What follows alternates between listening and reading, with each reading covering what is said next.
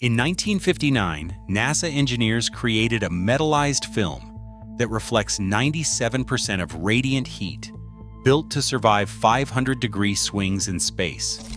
Government labs later proved it could cut home AC costs up to 70%.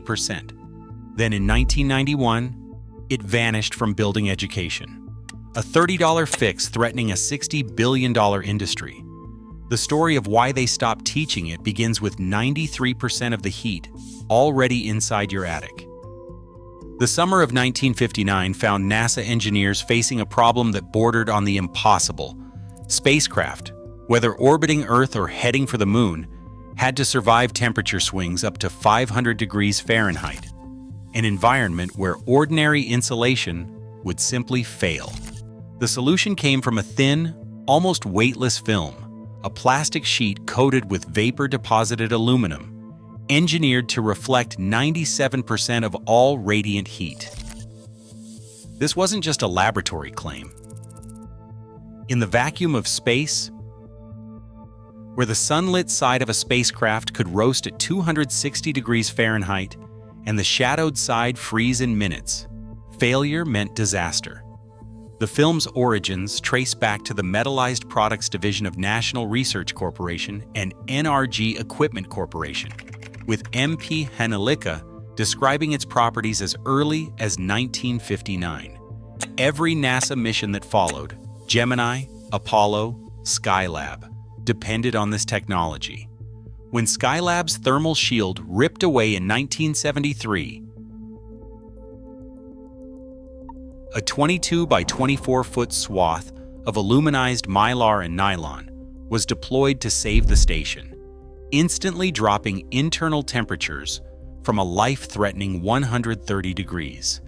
The engineering pedigree of this film was never in question. Its ability to reflect nearly all radiant energy made it the backbone of thermal protection in the most hostile environment known to science. For spacecraft, this foil was not an option. It was survival. The question that would come years later, as Harold Edgars would ask, was simple.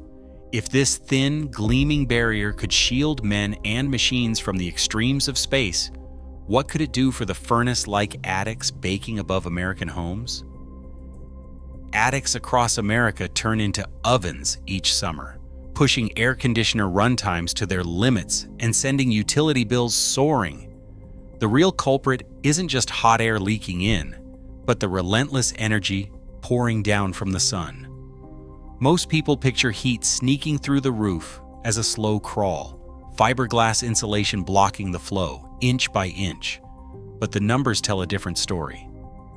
Scientific testing from the Department of Energy and Oak Ridge National Laboratory reveals that the vast majority of heat entering a roof during summer, up to 93%, arrives as radiant energy, not through conduction or convection. This means that nearly all the heat is delivered in the form of invisible infrared waves blasting through attic spaces long before traditional insulation can react. Fiberglass and cellulose are designed to slow down conduction, the transfer of heat from one solid to another. They're great at trapping air and resisting the steady creep of warmth in winter. But when the sun beats down, the roof's surface absorbs that energy and re-emits it as long-wave infrared radiation. This radiant heat doesn't care about R values. It passes right through the air gap above the insulation, raising attic temperatures to 140 degrees or more. The result? Air conditioners struggle to keep up, running for hours just to maintain comfort. DOE field studies have shown that adding a radiant barrier, essentially a thin layer of reflective foil, can slash attic heat gain by up to 40%, cool attics by 30 degrees, and cut AC runtime by as much as 40 to 70% in the hottest climates. Yet despite these numbers, most building codes and contractor training still center on fiberglass, leaving this NASA-derived solution as a barely mentioned afterthought. The question is, why would a technology proven to reflect 97% of radiant heat be sidelined when the stakes for homeowners are measured every month in dollars and degrees? Department of Energy engineers set out to test radiant barrier foil in real homes, not just in the lab. Their field trials stretched from the muggy Gulf Coast to the arid deserts of the Southwest, measuring attic temperatures and cooling loads under the punishing summer sun. Crews installed reflective foil stapled to rafters and tracked the results against attics insulated only with fiberglass. The data left little room for debate. In the hottest climates, attics with radiant barriers ran up to 20 degrees Fahrenheit cooler than those without. Air conditioning systems cycled less often, with measured reductions in cooling runtime averaging 15% and in some cases, climbing higher. DOE teams used temperature sensors, watt-hour meters, and logging equipment to capture every change, ensuring the numbers reflected real-world conditions, not theoretical models. The results were peer-reviewed and published, confirming that the addition of a lightweight NASA-derived foil could deliver measurable relief from attic heat and cut electricity demand during the most expensive months of the year. Independent laboratory testing left little room for skepticism. In 1984, researchers at the Florida Solar Energy Center subjected radiant barrier foil to side-by-side trials with standard attic insulation. Their controlled experiments found that stapling reflective foil beneath roof rafters dropped attic air temperatures by an average of 23 degrees Fahrenheit, while indoor humidity fell by 18%. These results weren't isolated. In 1990, the Oak Ridge National Laboratory, a federal research powerhouse, confirmed the findings in a series of peer-reviewed studies. Their data showed attic temperatures plummeting by 25 degrees and relative humidity falling by 20% when radiant barriers were installed. Unlike industry-funded demonstrations, these tests relied on climate chambers and full-scale attic mock-ups, ruling out confounding factors. Scientists from both FSEC and Oak Ridge published their results in technical journals, making their data open to scrutiny.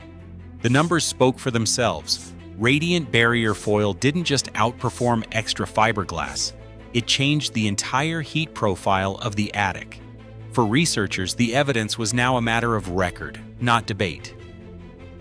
In 1988, the story left the laboratory and entered the real world.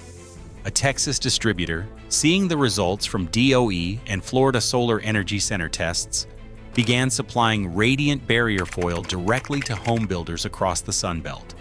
Builders in Texas, Florida, Arizona, and Georgia quickly added the reflective barrier to their specifications, targeting new construction in neighborhoods where summer cooling costs were highest. Homeowners noticed the difference almost immediately. Reports from these early installations showed attic temperatures dropping by as much as 25 degrees, with air conditioning systems running 10 to 15% less during the hottest months. In homes where the foil was installed, monthly electricity bills reflected the change, shrinking by double digits compared to similar houses without the barrier.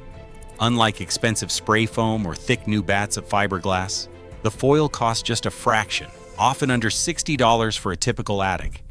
By the end of the first summer, word spread through builder networks and regional trade shows. The Sunbelt rollout proved that a thin, NASA-inspired film could deliver real savings on a scale that mattered to families and builders alike, setting up a collision with the entrenched economics of the insulation industry.